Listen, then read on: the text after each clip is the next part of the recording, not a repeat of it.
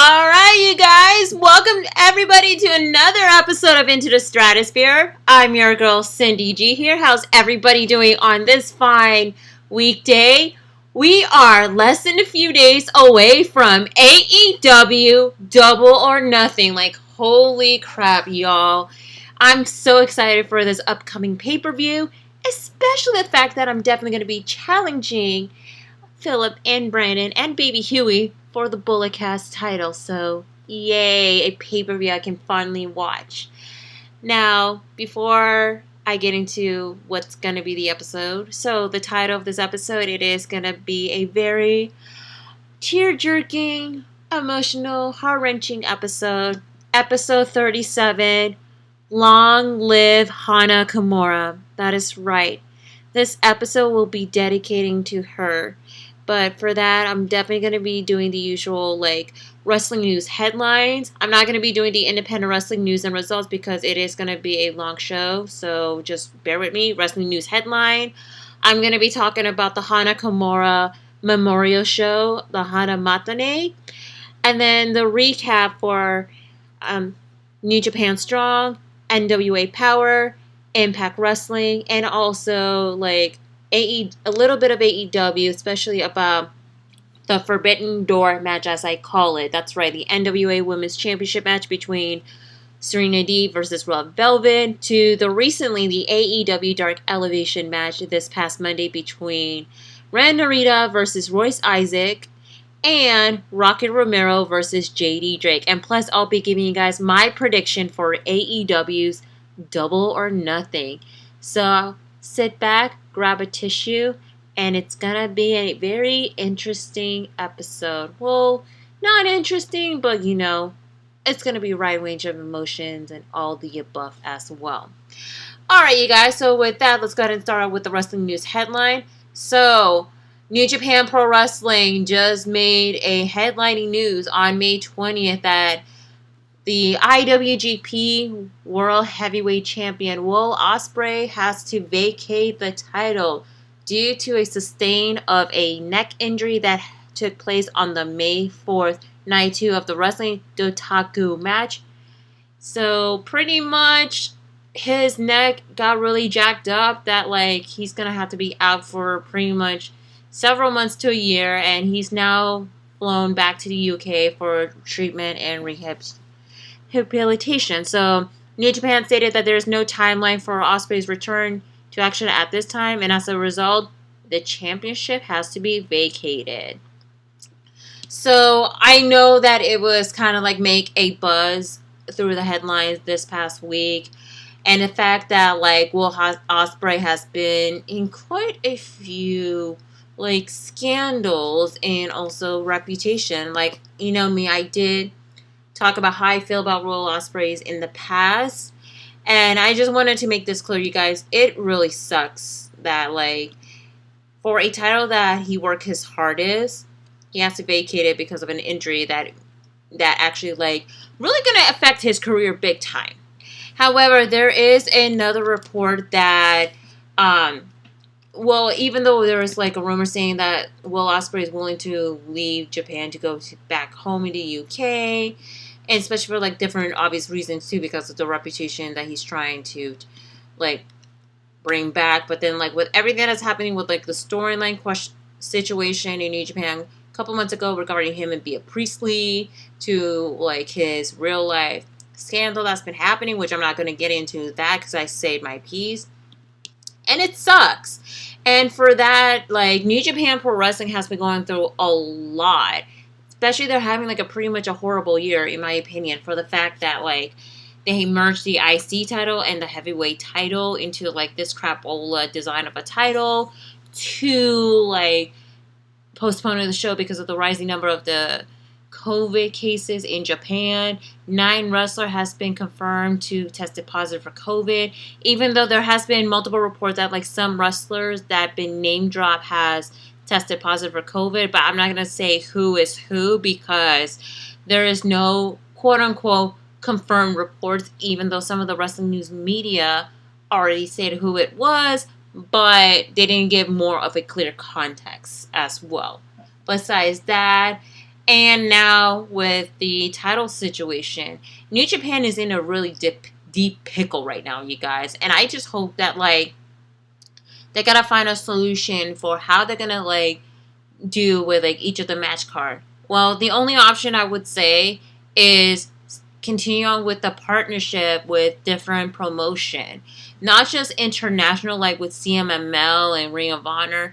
Hell, even with AEW, but like within the country as well. So that way will be like less time to have hassle for traveling. I know that there are tons of companies in Japan that are willing to have like a clear partnership with New Japan Pro Wrestling. I think that's gonna help, especially like building up for like their roster. Like with AEW, they have a partnership already with New Japan, Impact Wrestling, AAA Wrestling, and I believe DDT Pro, you guys. And so I just feel that with New Japan, they need to like make some implementation for like how they're gonna deal with the match card itself. But I think that's the only solution they gotta do. But you know, they just want to stick with their old ways. But hey, that's just me. So, and I'm gonna say this as a human being. I'm wishing Will Ospreay nothing but the best of luck in his speedy recovery and a neck injury. It sucks. I'm saying it as a human being. Anyway, you guys, on the next news headline. So this one has been breaking news recently on today, May 24th, by the time of the recording of this podcast, of course. So news broke that former WCW star Buff Bagwell has been arrested this Saturday. He has been charged under misdemeanor, including a DUI, of course. That is right. So, yeah, he's in a really much in a deep hole, especially with countless criminal record he has, and it sucks too because like Buff Bagwell has been pretty much a very notable talent in WCW, known for his pretty interesting gimmick. But it sucks that he went rock bottom with these arrests, and you know, it sucks, you guys. So stay tuned for further updates. I know Philip and Brandon will be talking about it on the upcoming episode of the Bulletcast. So that way, you guys will keep it up and up. Alright, you guys. So enough of this interesting wrestling news headline, you guys. Now we're going to go into this show that I actually watch on Fight TV, especially this is pretty much one of the most memorable tear-jerking show that I ever watched, of course. That is the Hana Kimura Memorial Show, the Hana Matane. So you guys know it's been a year since Hana Kimura has passed away due to, of course, she taken her own life because of being cyberbullying by a lot of the people that actually watch her on this Japanese reality show called Terrence House. And that really got to her and her mental spirit that she went to a deep root. And it's really sad, to say at least. I remember like when last year that when they confirmed that she passed away, the whole wrestling community has been struck so hard. And especially the fact that they wanted to do more better with like when it comes to bullying, whether it's on cyberspace or in person. I mean, you know, the thing is, the internet wrestling community is a very much a cutthroat community where, like, people, no matter what you're saying they call you out for being insensitive, being dumb, or anything like that. You're just expressing your opinions, of course, even though wrestling can be, like, a love-hate relationship. But, like, going into the extreme caliber of saying something really wrong that can trigger someone, and yet it will affect their mental health and their mental spirit. And that's been, fortunately, happened to Hana Kimura, you know. And it's really sad.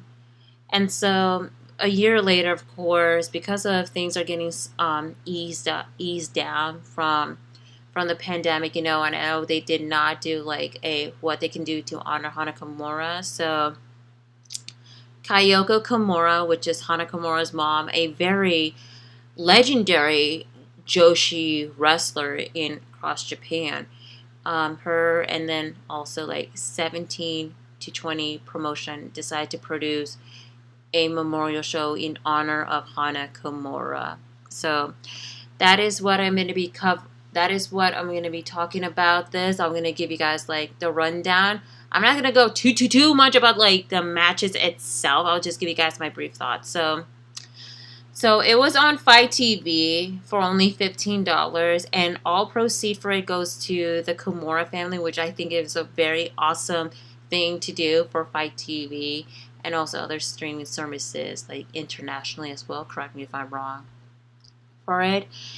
And it was a very beautiful memorial show. So it took place at Korakuen Hall this past Saturday night here in America, Sunday in Japan, of course. And your English commentator is none other than Ring of Honor commentator in Riccaboni and CB, formerly known as Cheeseburger. And I must say is I give so much respect for both guys to give like an amazing coverage, despite the fact that the event is all in Japanese. But they do give their best to like give more of a thorough detail of what's going on in the event, despite the fact the only issue they have is the live feed that people could not hear each of these speeches from different wrestlers and talent alike too. But you know, with interpretation with body languages and also on Twitter, it definitely helps more to see like more of this celebration of you know, Hana's life, you know. And to say at least, I want to say the word matane. CB did a good job explaining about what matane means. So matane is Japanese for see you later or see ya then. So different types of context of with the word see to say so long. So this is not a goodbye to Hana Kimura. This is a see you later type of ceremony, and I think that's a pretty much a very well put saying. When someone who is no longer there, they will see them again. So they show the DJ Namamura, which is Hana Kimura's favorite DJ, performing. But CB, they actually gave a surprise. It's none other than former Dragon Gate star, notable in Japan, Takahiro Yaramura, you guys. So that's what Takahiro Yaramura has been doing ever since he has to retire from in-ring competition due to a severe injuries. So he did a pretty good job, you know, being a DJ. So props to him, though. And they actually show the courtyard of Korakuen Hall, like all Hana Kimura's ring gear, like from the start of her career to her ring gear when she used to be the member of Oedo Tai, to the Tokyo Cyber Squad ring gear that she wore, and that's freaking amazing. However, there's this one article of accessory, and it's an umbrella that Kairi-san has shown when she made her final Monday Night Raw appearance last year, that said, Hana Kimura, thank you. And that was freaking awesome, you know. So the show starts where you have a super rep, Kaiko Yoshino. They give a speech regarding about Hana's life and her accolades, well, and what is the celebration is all about. And I wanted to give a disclaimer, you guys. First of all, number one, try and bear with me as I try to pronounce each of the wrestlers and talents first and last name, so please bear with me.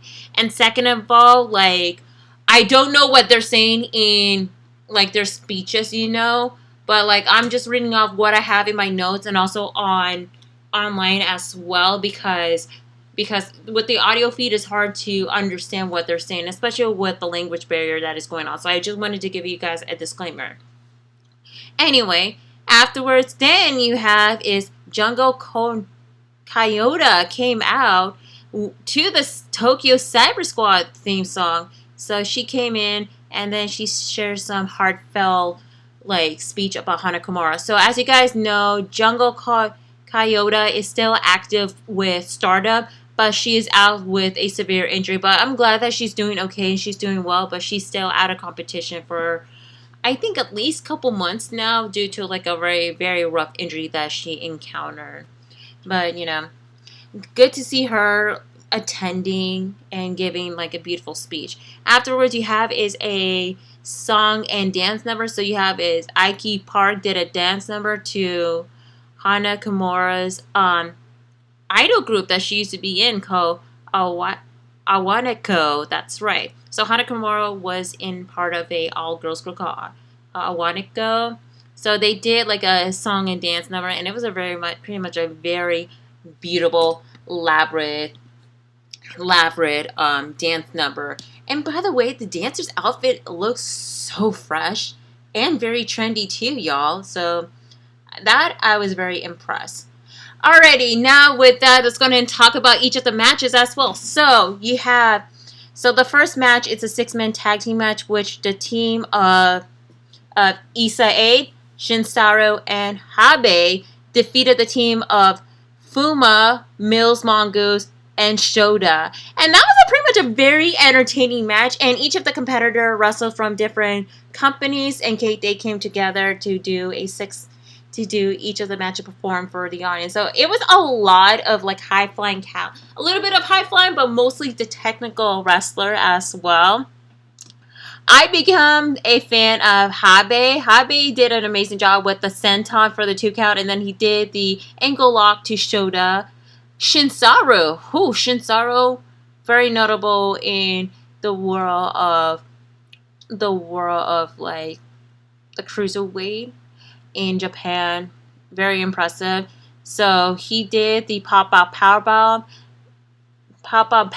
to Habe, but then not Habe, to Aew with a double knee to Fuma for a 2 count, but then Mills Mongoose did break the pin, which he actually did not once but 3 times total, you guys. And it was pretty much an amazing match altogether. It was fun, a lot of good different styles of wrestling technique, and and it was pretty much a fun match. The match lasted almost 12 minutes, so yeah.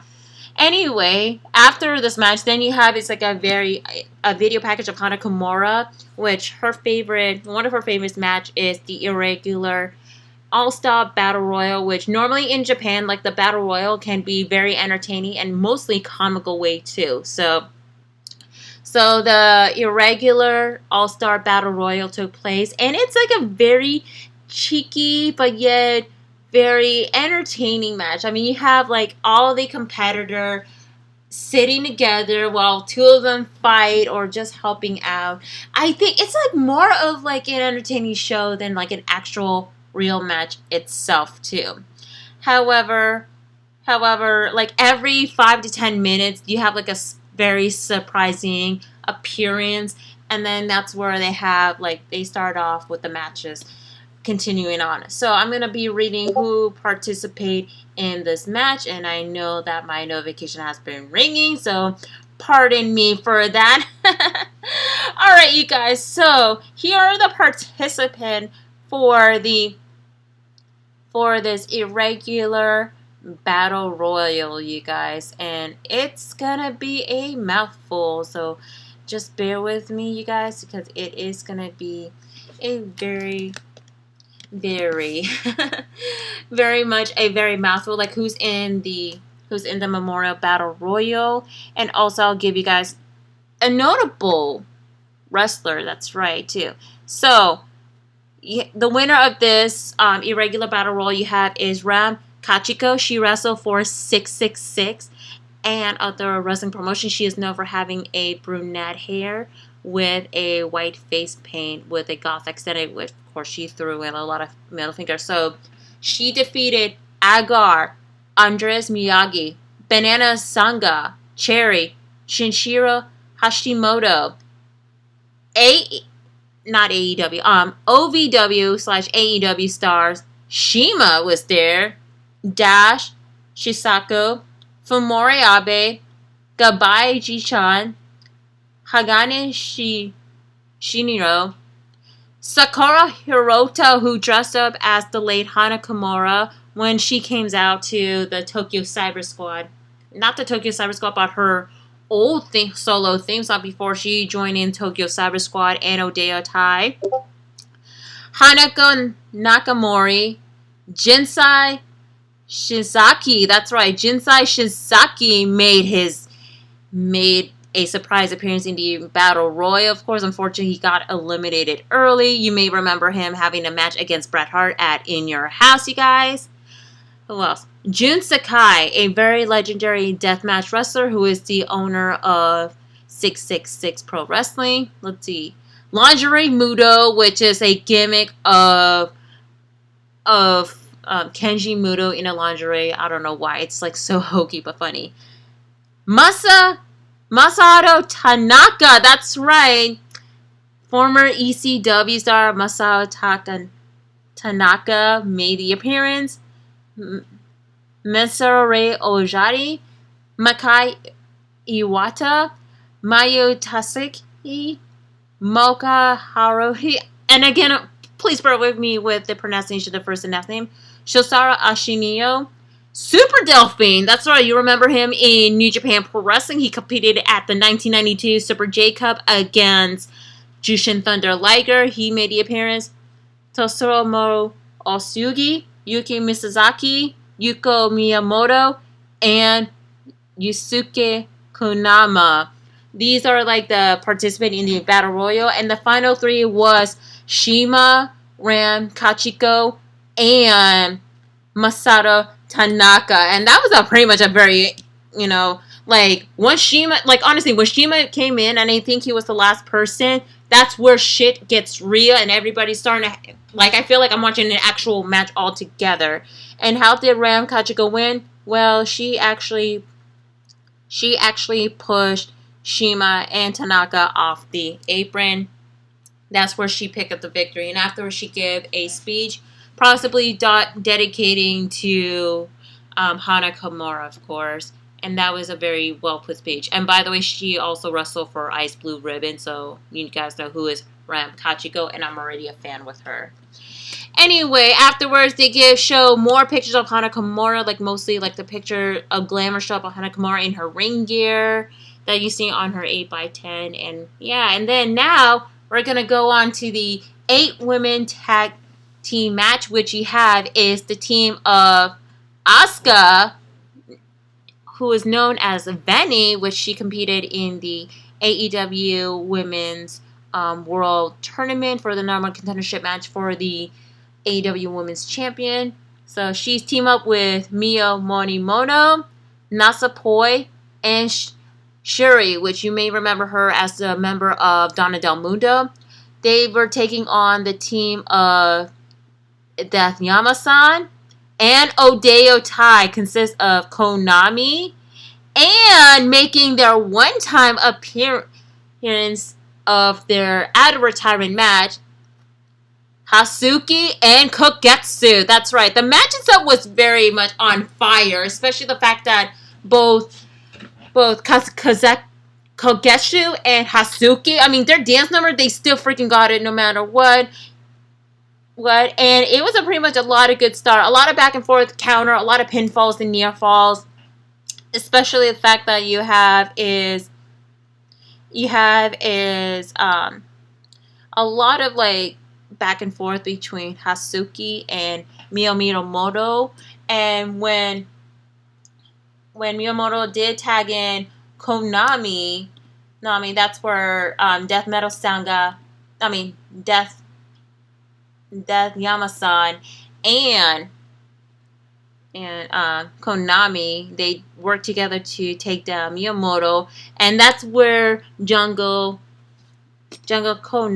Kayota came in. They did their infamous Tokyo Cyber Squad pose until both ladies did attack Jungle, even though Jungle cannot able to compete because, she's still out of action due to her injury, of course. But it was nice, pose-off tribute. So it was a lot of good Joshi shit going on, you guys. No joke.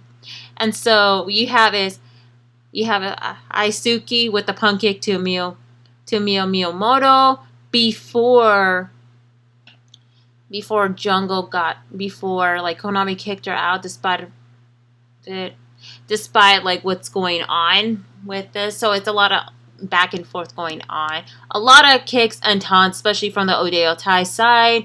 And then you saw So Hisuki with the double code breaker to Natsupoi and Siri. And of course, my favorite part is when Hisuki and Koketsu did a tope suicida in stereo to their opponent. That was like a very impressive match. And then Konami with the suplex, and then Death Yama-san with the Senta to Asuka, as Hisuki did the Michinoku driver for a 2 count. But then the person that is like the star of the show, Asuka / Venny, she did a spinning heel kick to Hisuki for a 2 count. And then she went on the top rope, did the moonsault outside the ring. And then you have Mia with the dropkick, then Natsupoi with the Vixen splash, then Siri with the Firewoman carry Buster to Hisuki, and then Asuka did the power bomb, and the team of Asuka, Natsupoi, Mio Miyamoto, and Shiri did pick up the victory. Afterwards, Asuka did cut a promo saying that it was an honor to have a match against Koketsu and Hisuki since they're out of retirement just for the day for a celebration. However, and I forgot to mention it too, Kyoto Kimura got involved where she actually pulled down Natsupoi. So helping out Oedo Tai, of course, like she is still the baddie of the Legend of Joshi Wrestling, of course. And she is the founder of Oedo Tai, by the way. Just want to make that clear. So afterwards, Asuka actually wanted to challenge a match against Koketsu 101. So Koketsu, she was hesitating, but she is sad. But then they have to give a blessing to Kyoto, though. So Kyoto, she actually accepted.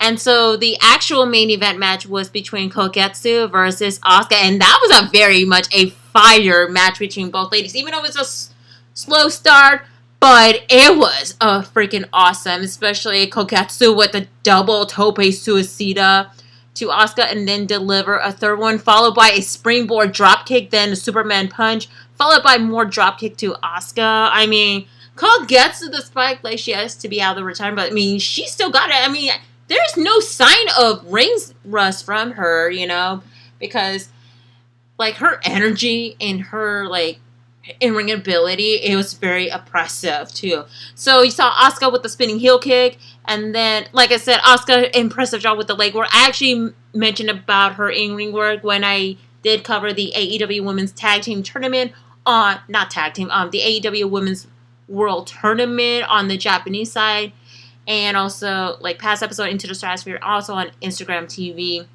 how much Asuka used her legs to bring in more leverages in her in-ring ability as well. So Asuka missed the moonsault as Koketsu hits Asuka with the Oedo Tai side, then deliver the Michinoku driver, followed by the 450 / called the Oedo Kuzu for the 2 count. Then Koketsu did the Hydrania, which is Hana Kimura's signature finisher, until Asuka put her foot on the rope for a rope break. And of course, at the end, Asuka delivered a choke slam for a 2 count, followed by a fisherwoman buster, and thus Asuka defeated Koketsu in a very well put main event match. And that is the final opponent for Koketsu against Asuka in her retirement match. So afterwards, like, Asuka and Koketsu did cut a speech about Hana, and actually they have Kyoto Kimura got into the ring. And y'all, this is when it's starting to freaking like give me tears. Seeing Kyoto holding a picture of Hana Kimura got me really choked up because, you know, Hana is her only child that she ever had. And for this with this series on Unfortunate Event, you know, I know Kyoto has been going through so much throughout the years. While she was holding the sign, Asuka was holding Hana's favorite stuffed plushie, and that's when Koketsu cut a speech about Hana's legacy and how much they meant to her. And they close off with the famous Tokyo Cyber Squad pose. Yes, sir!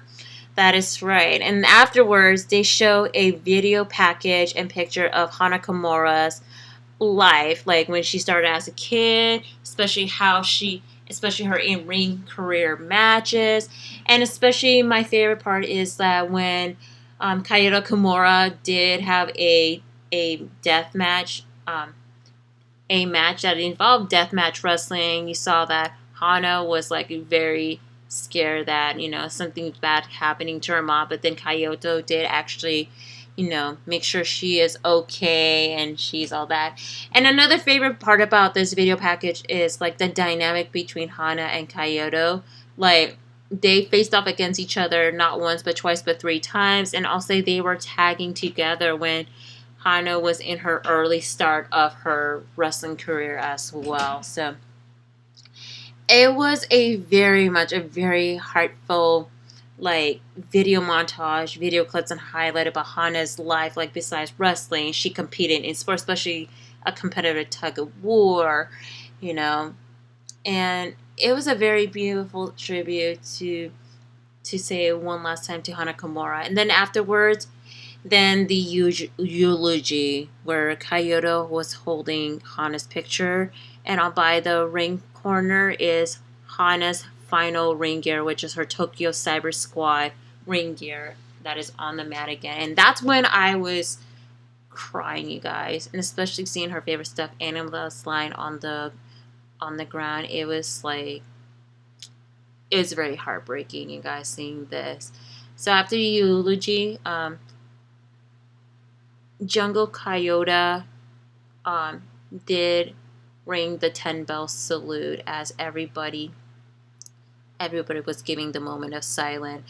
However, Death Yamasa did do the did the double devil's horn, during the 10 bell salute, which of course she's in character, but it's a very honorable way to do that as well.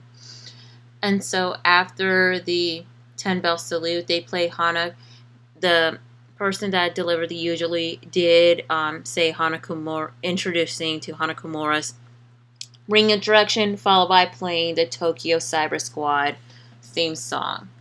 And afterwards, they starting a video message to Hana Kimura to say Matane. So kicking things off, you have his former WWE star, who is now wrestling in All Japan Pro Wrestling, Tajiri, did deliver a speech about what the Matane means. So, as I say, Matane means see you later. So, see you later, see you then, and all that. And that was a very beautiful, Matane. So, appearing on the video message, and I'm trying my best who is in it. I didn't get all of it. So, you have everybody that is competing in the Battle Royal. Pretty much everybody that's competing on the show was giving the video message of Matane, who else saying it. So you have is La Rosa Negra, AEW star Legit Leda Hirsch, Holiday, Zoe Lucas, who is also the member of Tokyo Cyber Squad, AEW/NWA star Thunder Rosa, Chris Brooks, Jamie Hayter, AEW Women's Champion Hikaru Shida, the Belt Collector himself, Kenny Omega, Brooke Taylor, Bea Priestley, Session Moth Martina, and her beer, because she was chugging her beer before she said Matame. Yuji Nagata, Sumi Sakai, CB, Kenji Muda, Akira, NXT UK star Zaya Brookside, NXT UK star Meiko Sanomura, NXT star Io Shirai. I forget one other wrestler. I forget his name is. He was on 205 Live, so I'm sorry, you guys.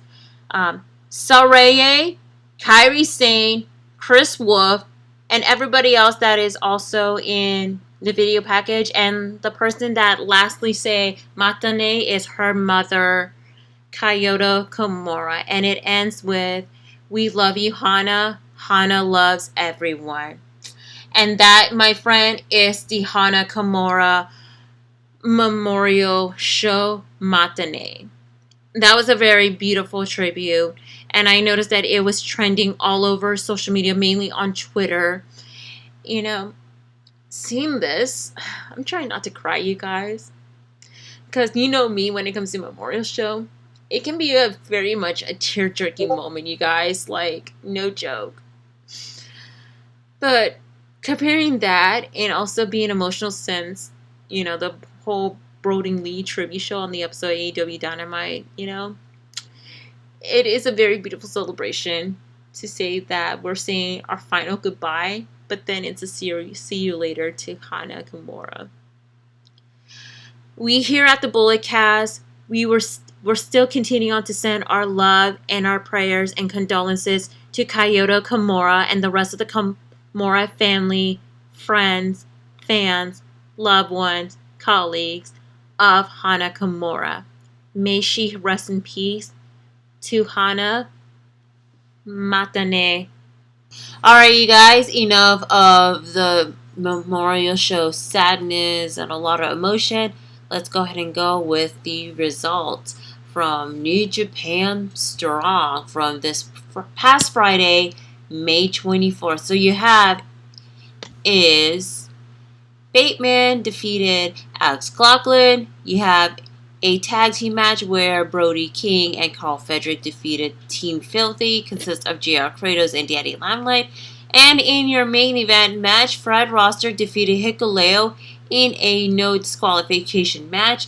I've seen that match, and it was freaking incredible, especially they brawl out outside the studio. It was freaking phenomenal too. So that is it for the results for New Japan Strong for May 21st, 2021, y'all.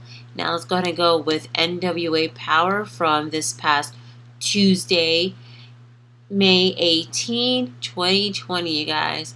So the showcase things off with Velvet Sky and Joe Galli as being the commentator for the rest of the night, where they say, and I quote, Tim Storm is on a special assignment. So that assignment I feel Tim Storm is doing is just brainstorming a match alongside his super trusted tag team partner, Sam Ronaldo, despite the fact that with what's going on with the whole rivalry between Tim Storm and Salvador against pretty much JR Kratos, and also Strictly Business. I know they have to come up with a strategy with like how they're gonna work together as a pair.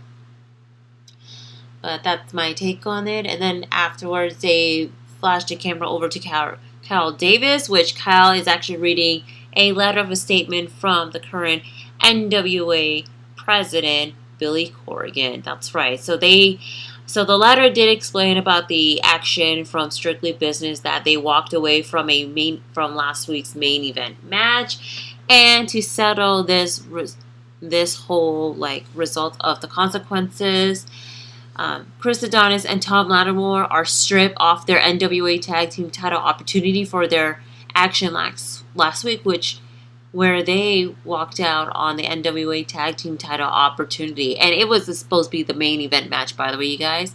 And regarding with Nick Aldis, he has also been fined 1 month in salary. Yeah. But then again, the only person that's going to be showing that replied the text and actually showed up is Camille. She only has replied with fine, and that's it. So you guys, it's a good way that we haven't seen Strictly Business throughout the whole show. I mean, don't get me wrong, I don't mind seeing Nick Aldis and his stylish suit for every week, but then Strictly Business pulled a strum by not showing up, and now they have to pay the consequences as well. But, you know, it is what it is. I think it's something to switch up a bit for the NWA Powerrr rosters to not have Strictly Business appear, and they can take a break, of course. Alrighty, and then you have is the NWA Television Championship match, where the Pope did retain the title against Matt Cross, and that was a very amazing match between those guys. A lot of high-flying maneuver. Pope with the delay vertical suplex. Matt Cross hit the Yoshikoroshi for the 2 count. A lot of clothesline, a lot of like kickouts and near falls, and of course the Pope did deliver the Elijah Express to pick up the victory. So it was a very fun match altogether. And then, of course, you have is the Austin Idol vignette. I mean, nothing new. He's just promoting Tyrus and this whole situation with what's going on. And then you have his May Valentine interviewing Melina and Taryn Terrell, where both ladies were talking about their perspective, like confidant slash advocate, where Melina promised there will be no outside shenanigans in the Thunder Rosa Camille's match, as they should be. And it's going to be a pretty fun match that I'm looking forward to it all together. But I'm not going to get my hopes up regarding the situation with this whole situation going on from Thunder Rosa and Camille's argument alongside Taryn Terrell and Melina this past week of NWA Powerrr. But yeah, you guys. And then you have is a match. Holy crap. So you have is the team of Aaron Stevens and JR Kratos did pick up the victory against the team of Fred Roster and Marche Rocket in a non-title match. And you could tell there has been a lot of tension going on with JR Kratos and Aaron Stevens because they're trying to work together, but then with the differences aside and different practices, Aaron has to be doing the right thing and just play fair and score, while Kratos, he just wanted to beat the crap out of Fred or Marche. So it was a really solid match. I mean, you saw that Kratos did deliver the punk kick to Roster on the gut, and then he did the 3 hairmaker. Fred Roster with the 2 knee lift, followed by a headbutt to Kratos, holy crap. And then Kratos did reverse out of the Irish whip. And, a lot of decent back and forth for pinfalls, near falls. However, at the end, Kratos did, after Kratos argued with Aaron Stevens, Marche Rocket rolls Aaron Stevens over to count. And then Aaron Stevens connect with the discus forearm to pick up the victory. So I know that Aaron Stevens was trying his best to work forward to play the game. And, it's a solid tag team match. But I wonder who's going to be the tag team. But we're going to get into it when we're talking about the main event shortly of who's going to be facing the current tag team champion, Aaron Stevens and JR Kratos. Anyway, you have his Thunder Rosa defeated Genocide, and that was pretty much a fire women's match, too. I mean, you have both ladies with a different in-ring style, especially with Genocide, who is known for being the powerhouse wrestler, especially with the running stampede, followed by the body slam to Thunder Rosa for a 2 count. Thunder Rosa with the heavy body shot until Jenna dives her knee into the midsection of Thunder Rosa. So you saw a lot of heavy hitting strikes and maneuver all together. And of course, at the end, Thunder Rosa rolled Genocide over for a 1 count, followed by making the ankle lock submission, and thus she tapped out. So yeah, fun match overall. I was so tuned in altogether. It was amazing. And then in your main event match, you have is the team of the end consists of Perro and Addison versus the War Kings, consists of Jack Dane and Crimson, and the winner of the match will become the number 1 contendership for the NWA World Tag Team Champion. And it's a pretty much a solid main event match. I mean, this is a battle of the Hoss fight that we haven't seen in quite some time. Wow. Saw a lot of power slam. You saw a lot of clothesline. You saw counters, pinfall being right. You saw Addison with the flying leg drop, followed by a forearm shiver, and then 2 uppercuts. Very impressive indeed. And of course, Jack Dane with the running hip attack, and while Crimson lever Dana with the body avalanche. And so it was a lot of brutal and more innovative match that everybody tuned in. And of course, at the end, Jack Dane with the body avalanche, followed by Crimson did lock Perro off the apron, and then that's where the War Kings connected with their vertical suplex, flying elbow drop combination, and thus pick up the victory. And thus, Crimson and Jack Dane is now the number 1 contender for the NWA World Tag Team Champion against Aaron Stevens and JR Kratos, and you know what's going to be happening. I have a feeling that the War Kings will be the one that's going to be challenging the current champ for the World Tag Team title. So congratulations to all the winners involving on this past episode of NWA Powerrr. And for the letter grade, this show is actually quite better. I mean, there's no strictly business, and there actually is like more of a calming balance too of this show. And I forgot to mention one thing. Camille was in the building but backstage observing the women's match. Yeah, pretty interesting though. Alright, you guys, that is enough for the recap and my thoughts on NWA Powerrr. My letter grade for this, I'm giving it a solid B, you guys. Way better than last week's episode of NWA Superpower. But hey, you never know what's going to be happening next, especially that's going to be a nice build-up for the When the Shadow Falls pay-per-view. Alright, you guys, so with that being said, let's go ahead and do the recap for Impact Wrestling for Thursday, May 20th, 2021, you guys. And so for the pre-show of the Before the Impact, of course, let's see. So you have is the team of Triple XL defeated the team of Johnny Swinger and Hernandez. Pretty much it's just your storyline from the Swingers Palace Casino. And it's nothing new to it. It was like a lot of like back and forth going on. And then you have is actually Larry D pinning Johnny Swinger to pick up the victory.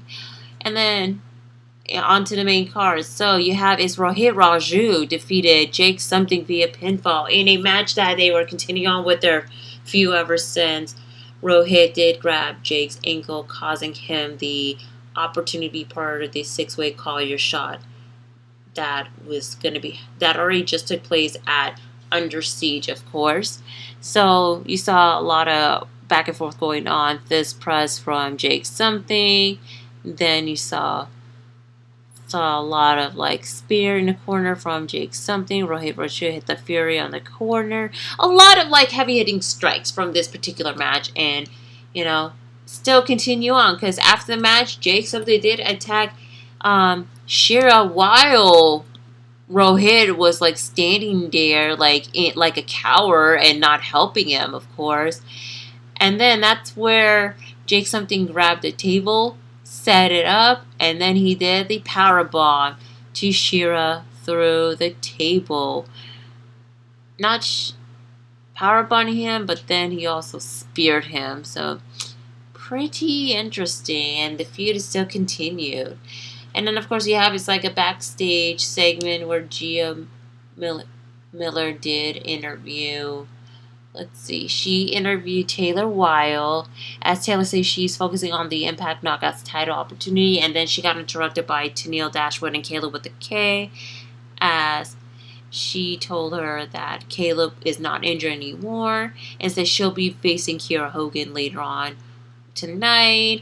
And she actually told Scott D'Amore, and which he granted that like her and Taylor Wilde will be the one that's going to be facing Fire and Flava for the Knockouts Tag Team Championship match in the near future. Which, you know, Taylor is not very interested because like she doesn't appreciate them like helping out by cheating, and she only has one thing in mind. It's just the Knockouts title, and she told Caleb with a K to stop FaceTiming her. I understand where she's coming from because like she just came back. She doesn't need anybody to be her tag team partner. She just eyeing on that bigger prize, which is the Impact Knockouts title. So, yeah, very interesting segment, especially the hype of this match altogether. And then afterwards, backstage, Gia Miller did interview Rachel Ellering and Jordan Graves. As you saw, Jordan was very, very upset of what happened on last week where she lost the match, of course, to Tasha Steele, and the whole situation with the Knockouts tag team title, where of course Rachel and Jordan Grace did lost to Fire and Flava. on the Impact Plus special Under Siege. So Rachel was giving more words of encouragement about like they did try their best and their hardest, and Jordan's still in a down in the dumps, until Jordan told Rachel that she's going to be talking to Scott D'Amore about a match. Now, we're going to get into this later on. And so, you have is the match between Kiera Hogan versus Tenille Dashwood. And that's where, surprisingly enough, Tenille Dashwood defeated Kiera Hogan via pinfall. It was pretty much a solid women's match. A lot of like takedown and back and forth going on. I mean, Tenille did dodge Kiera and then hit the butterfly suplex for a 2 count, and then a couple chops to Kiera Hogan. Kiera countered with a slam before super kicking Tenille Dashwood and screaming at her before stopping her midsection.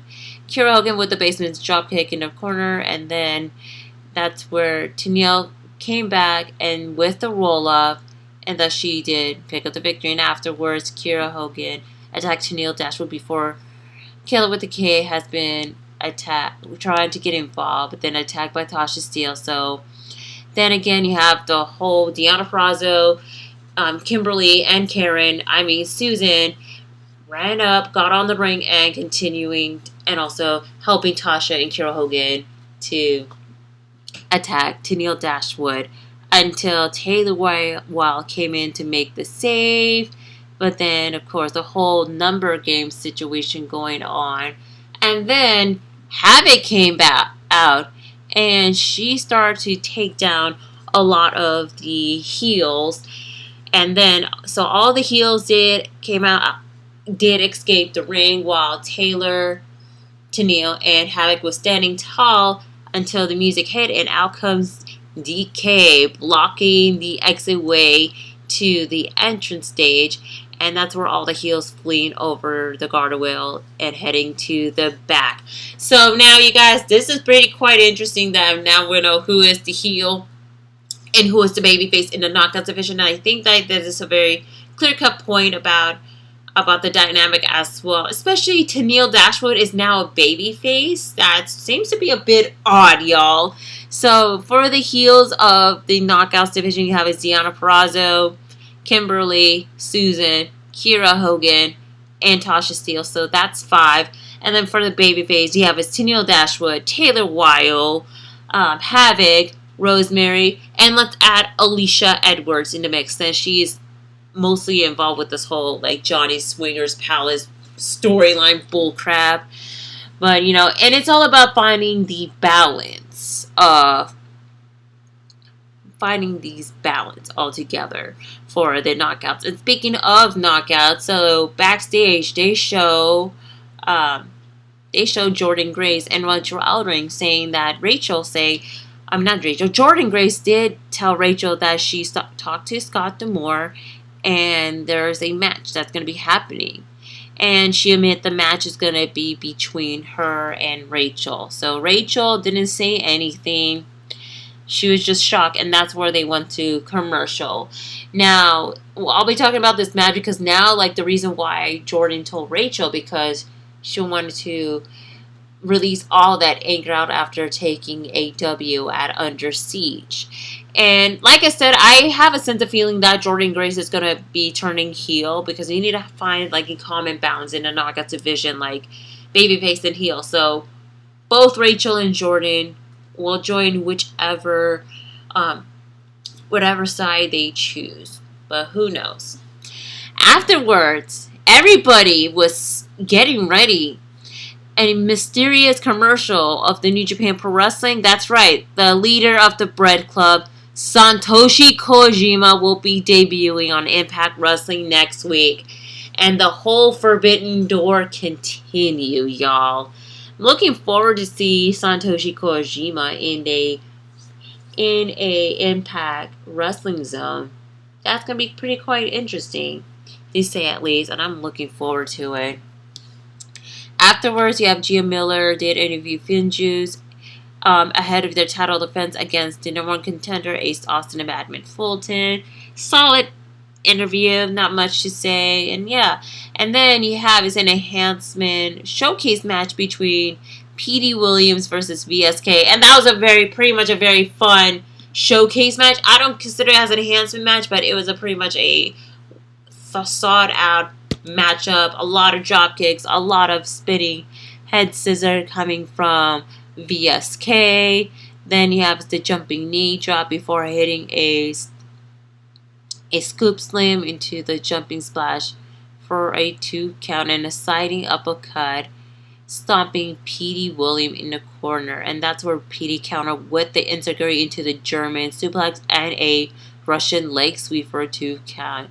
And VSK hit the back break before near fall, and at the end, Petey Williams hit with a powerbomb into the Canadian Destroyer to pick up the victory. That was a very fire match. And that shows like the Cruiserweight division is the one of the pinnacle of the whole X division as well. And then afterward you have is Rich Swann being interviewed by Gia Miller, talking about like how he is feeling since he lost the title to Kenny Omega and why he decided to come back. And then of course, while in the middle of the interview, that's where W. Morrissey, aka Big W, is starting to attack Rich Swann, and then he stands tall after the brutal beatdown. Yeah, y'all. Oh, excuse me. What a long night, you guys. I keep yawning a little bit, but not too much. So you have is Moose coming out into the ring and address on becoming the new number 1 contendership for the Impact World Championship match against Kenny Omega. And that was pretty much a solid in-ring promo from Moose, even though I'm kind of questioning if he's a heel or a babyface. Not 100% sure. And he did throw about, like, how, him being in the NFL didn't get any notoriety. And he definitely deserves some respect to Kenny Omega to call himself God of professional wrestling, and he is the God of professional wrestling, like name dropping all the Greek gods, of course. And then music hits, out comes Kenny Omega and Don Callis, as Don Callis did actually mocks Moose and how he's talented in multiple disciplines, but hasn't had much to show it before Moose say that he's going to rip Don's head up and shove it in Kenny's ass before Kenny says that it only takes one wing angel to pick up the victory. And Moose did tell Kenny to try and put him to a one-wing angel before Carl Anderson and Doc Gallows came out, and they were about to come in to the ring until a mysterious Flash whatever appear, and then here comes Sami Callihan making the save with the baseball bat as Kenny, Don Callis, and the Good Brothers escape, and they stand tall. And then afterwards, in backstage, Moose did tell Sami that he doesn't need help before Sami said that he did what he had to do on his own accord and wasn't out there to help Moose before saying that his upcoming match for the title against all odds. Yeah, we're going to be seeing like a weird alliance going on between Sami Callihan and Moose, even though Sami has a different motive, that he doesn't care about Moose or doesn't care about the championship title. He just want to beat the holy crap out of the Elite 2.0, and I don't blame him though. And then you have his Rachel Ellering defeated Jordynne Grace via pinfall, and that was a very solid women's match. Like, both ladies did shake hands, and that's where they started with like a couple takedowns, couple pinfalls, more of the collegiate wrestling submission from Jordynne Grace and also from Rachel Ellering as well. And so Jordynne is always in control, beating the crap out of Rachel Ellering before Rachel did counter.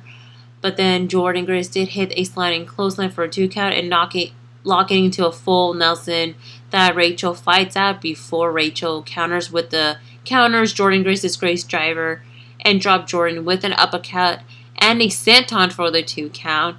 And at the end, Rachel rolls Jordan Grace up in near fall before the two exchange a series of near falls until Rachel finally did pin Jordan to pick up the victory.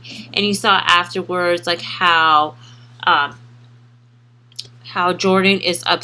You can see how she is trying to be more like supportive of Rachel, but then she left. So, like I said, balancing the Knockouts division of who's the heel and babyface. So, obviously, I'm going to say this.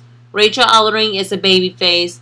Jordan Grace is a heel. And there's going to be a lot of match possibility of it, too. And then, afterwards, you have his Brian Myers cutting a promo saying that he sees Matt Cardona coming out of the room and attacked him from behind. So, the feud is still continuing on at all time. And now, the main event match is the Impact World Tag Team Championship match between current champ Finn Juice versus Ace Austin and Madman Fulton. Solid main event match. I am very impressed with the performance from Finn Juice, of course. And so you saw Madman Fulton starting off taking down both David and Juice Robinson. Finn Juice double teaming Ace Austin and double drop kick Madman Fulton. So David Finlay with the backbreaker to Ace Austin for a 2 count. Madman Fulton with the sidewalk slam as Ace Austin tried to pin Juice for a 2 count. And so a lot of like hitting moveset, a lot of pinfalls being break. Madman Fulton did the diving blockbuster. And so you have is Finn Juice was about to hit the Doomsday device to Ace Austin. But then, of course, Madman Fulton got involved. And then, of course, at the end, Juice delivered a cannonball to Madman Fulton before he hit the backbreaker diving elbow drop combo. And so Juice then saves David from a black hole slam before Juice hit Madman Fulton with the unprettier. And thus, Finn Juice retained the title. Good main event match. Disappointed that like Ace Austin, Madman Fulton lost again. Another opportunity that they definitely deserve for their push. Like, what in the hell? However, there is something that people tend to forget. And that is, of course, Violent by Design came out. And as soon as they got in the ring after doing their entrances, EY handed the referee Rhino's Call Your Shot trophy that he won back at last year's Bound for Glory. So, that's right. The match started out Finn Juice versus the member of the Violent by Design, Rhino and Joe Dory. So, you saw that Finn Juice was still like trying to like recover from their match because it was pretty much a heavy hitting match. But then Joe Dory did take down Juice with the running crossbody before Rhino did hit David Finlay with the gore, and Joe slammed Juice before pinning Juice with a choke slam followed by a lariat, and thus Violent by Design, Joe Dory and Rhino is your new Impact World Tag Team Champion. I did not expect that this is gonna happen, you guys. Like, I thought it's just gonna be we're gonna be seeing that at a Impact Plus special. But no, because it's already happening and it's freaking incredible. And that's what EY mentioned, that changes is gonna happen. And he did scream saying that this is the start right now. So the tag team division definitely is shaken up, especially when there's Violent by Design Evolve. Like, hoo-wee. And thus that concludes the fallout from the Impact Wrestling's Under Siege show. It was pretty much a good storyline development going on. The Knockouts division, like I said, they got to find the common balance. Of course, the showcasing match between Petey Williams versus VSK was straight up fire. And, it is a solid episode of Impact Wrestling. For that, I'm actually going to be giving it a B+, just because Violent by Design is the new tag team champion, how they continue on with the storyline going on, and it'll be pretty interesting too. However, my curious to say is Kenny going to be promoting AEW Double or Nothing on the next episode of Impact Wrestling? Who knows? But regarding, and I forgot to mention, regarding the upcoming recap for NWA Impact Wrestling, so this upcoming next week, I'll be taking a break again because this is AEW Double or Nothing week, you guys. But don't worry, you guys. I am possibly going to be joining Philip and Brandon for the AEW Double or Nothing recap. We'll see about that. Alrighty, enough about that. Let's go ahead and go to the AEW Forbidden Door segment, of course. Formerly known as the AEW bonus, and I did slightly coming back to it also. So you have is Serena Deeb versus Red Velvet in a NWA Women's World Championship match. Took place on AEW Dynamite on Wednesday, May 19th, 2021. And it was pretty much a very solid women's match that I do tend to enjoy a lot. A lot of technical moves too from both ladies. And holy crap, these ladies are the star of the show, and it was pretty quite entertaining. So you saw that Serena Deeb hit the dragon screw to Red Velvet as Red Velvet is down and rolled away from Serena Deeb, and they're both locking each other up, especially during the picture too. And so, yeah, Red Velvet hit Serena Deeb with the side slam, followed by the top rope, and she does the moonsault, but Serena Deeb got both of her knees up, and she hit Red Velvet with the power bomb for a 2 count. So Serena did put Red Velvet in a Serenity lock, but Red Velvet did get out and attempt to pin Red Velvet with the inside cradle, but then for a 2 count. And then Serena Deeb did take Red Velvet out from the back of the leg and put into the Serenity lock once and for all. And thus, Red Velvet tapped it out. And Serena Deeb retained the NWA Women's Champion. And that was a pretty much a surefire match. I just wish there may be some surprise at the end. But it's just been treated like any other match at its best. But we'll see what's going to happen next, where Serena Deeb is possibly going to be facing either Thunder Rosa or Camille. Who knows? Alrighty, and then recently we have is AEW Dark Elevation. That's right. Holy crap, you're covering AEW Dark Elevation? No duh, you guys. You know why? Because the Forbidden Door is continuing on, you guys. So on AEW Dark Elevation for Monday, May 24th, 2021.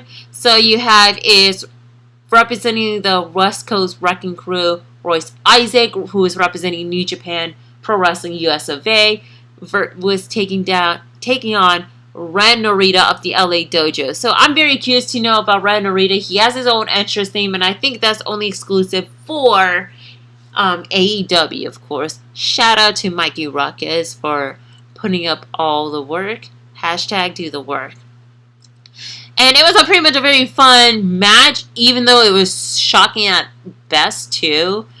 And so a lot of lockout. Royce Isaac with a jackhammer for a 2 count. And you saw Ren Narita did trying to do the Boston Crab, but then rope break has been going on. And of course at the end, Ren Narita did deliver the Fisherman Suplex and pick up the victory. Holy crap! Ren Narita has done it again. I just wish that once he's done with the excursion, then he could have a proper graduation. Possibly alongside the LA Dojo crew or the New Japan crew itself. But who knows? And then surprisingly enough, your main event match for AEW Dark Elevation is JD Drake versus Rocky Romero. So you have JD Drake coming out with the wingman, and he was wearing a goofy looking outfit. Why though? And Rocky Romero came out to his own theme song, Nasuka Road. So that was pretty dope as hell. And so a lot of back and forth going on, a lot of different style. JD Drake is more of a powerhouse style wrestler, while Rocky Romero is just the high flyer. So yeah, Rocky Romero did hit with the Forever Strike, back and forth, Forever clothesline until JD Drake did try to take down, but Rocky Romero did caught his position on the ropes. So Rocky Romero did deliver the Tope Suicida, followed by a chop face fast from JD Drake after the whole involvement from the wingman outside of the ring.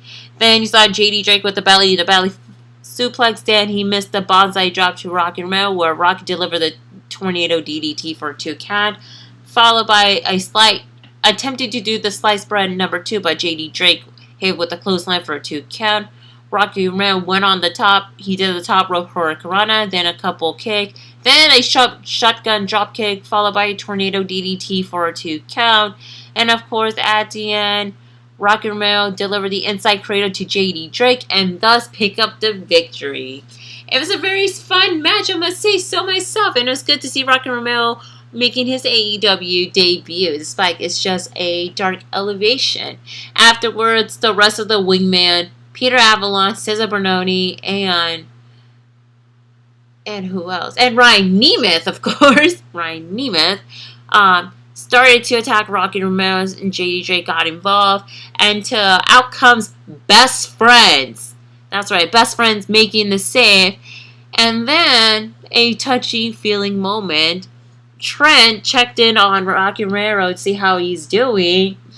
And then Trent got his hands up, and you know what it means. Rocky Romero jump a high five to Trent. Roppongi Vice reunion, y'all. That's right, Roppongi Vice.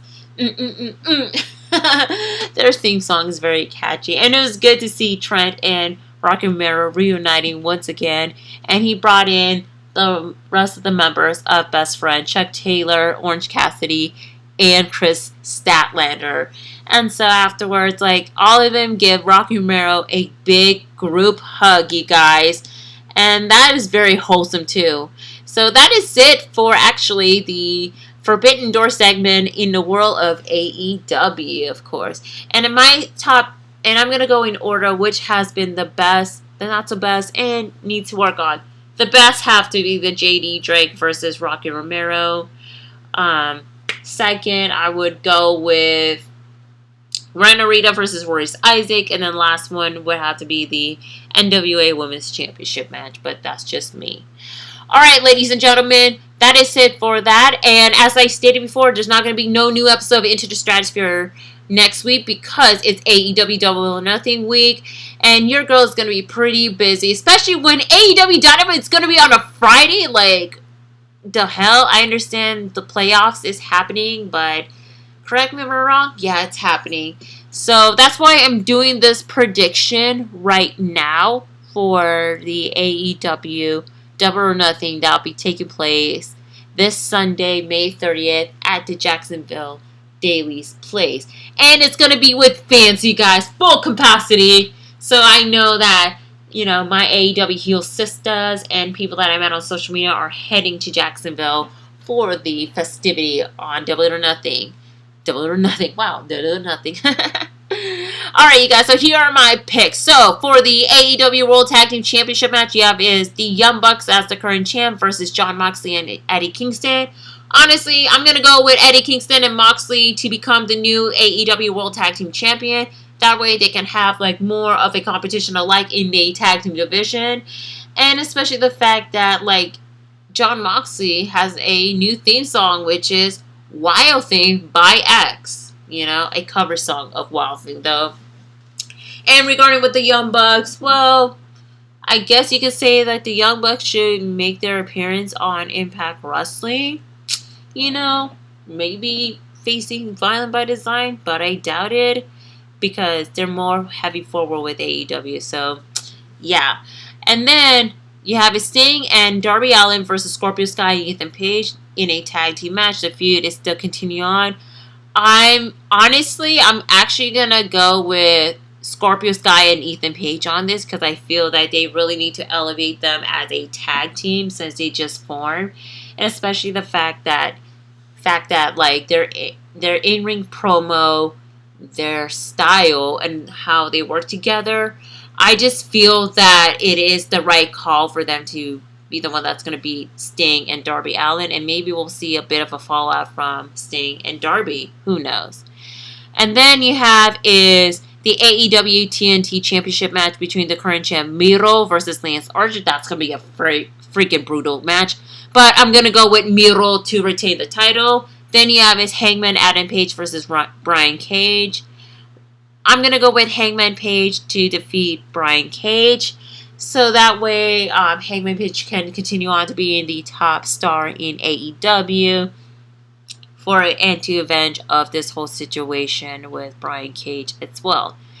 And then you have is the Casino Battle Royal for the future AEW World Championship number one contendership spot. So here are the participants. So you have is Christian Cage, Matt Sydal, Powerhouse Will Hobbs, Penta El Zero Miedo, Jungle Boy, Matt Hardy, Mark Quang, Isaiah Cassidy, The Blade, Evil Uno, Coco Cabana, Preston Tan Vance, Brian Pillman Jr., Griff Garrison, Max Caster, Anthony Bowen, QT Marshall, Nick Comoroto, Dustin Rhodes, Lee Johnson, and a mystery Joker opponent. So I'm going to go with my primary pick, my secondary pick, and my surprising pick.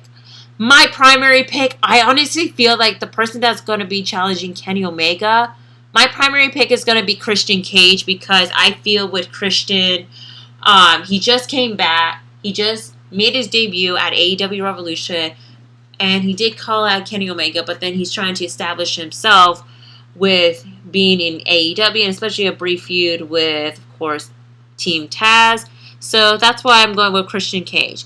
My secondary pick for this, I honestly gonna go with Penta El Zero Miedo, because of course he is part of the Death Triangle. Pac is still competing in a triple threat match for the AEW World title, so why not have Penta El Zero Miedo being the winner, and he's gonna have Alex Abrahante by his side, of course. And for my surprising pick, it is hard for me to pinpoint who will get the title shot, and thinking who else is going to be there as a Joker. I'm going to go with the Forbidden Door route, and despite what's going on with this whole situation, like regarding, let's just say it's New Japan Pro Wrestling. Of course, he's not appearing in any of the tours. I'm going to go with Minoru Suzuki. That's right. Minoru Suzuki appearing in the Casino Battle Royal. That's right. And that way everybody can sing along to Kaze ni Nare. So, yeah. So, primary pick is Christian Cage. Secondary, Penta El Zero Miedo. And my surprising pick is Minoru Suzuki.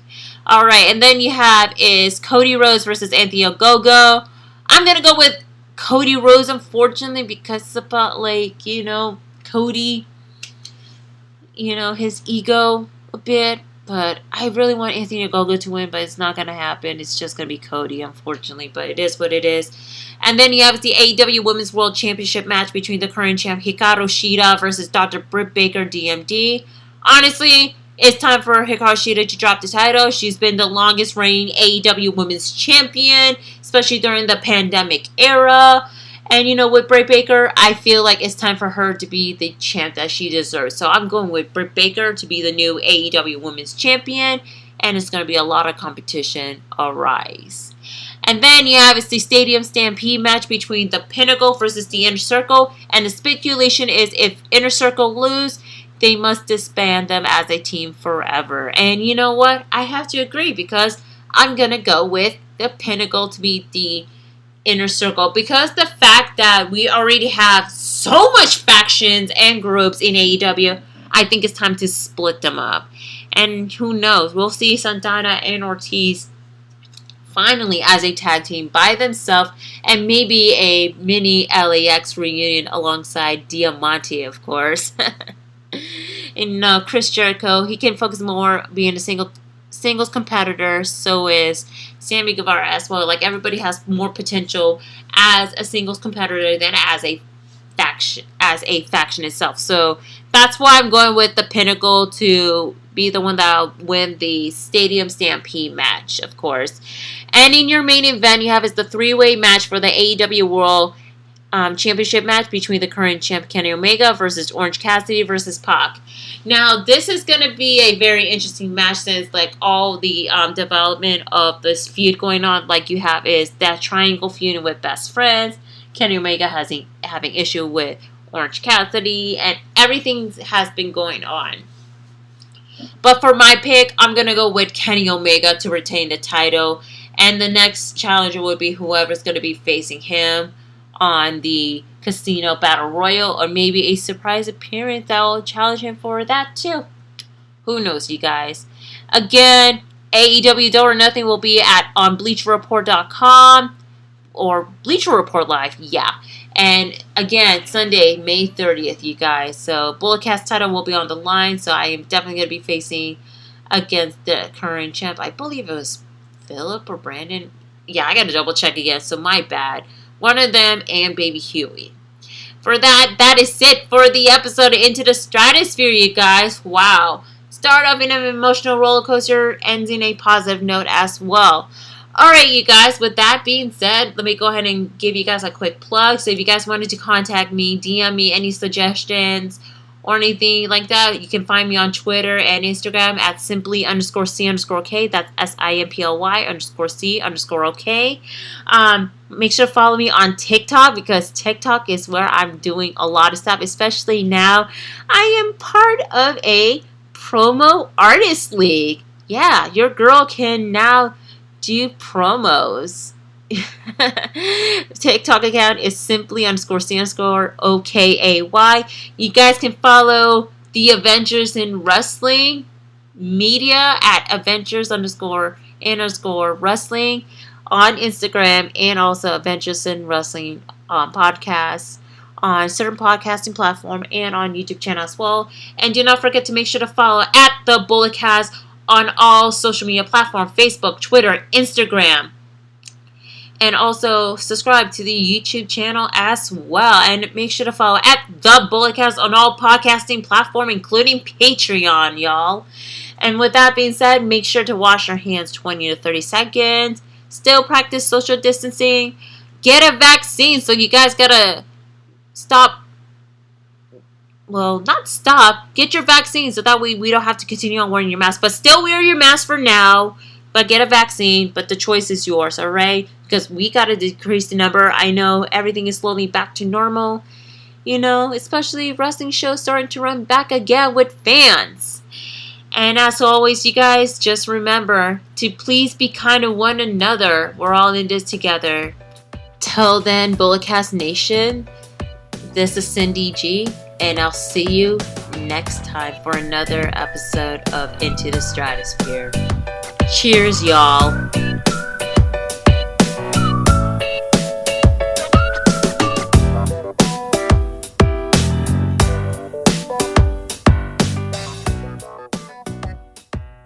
This has been the Bulletcast. Thank you for listening.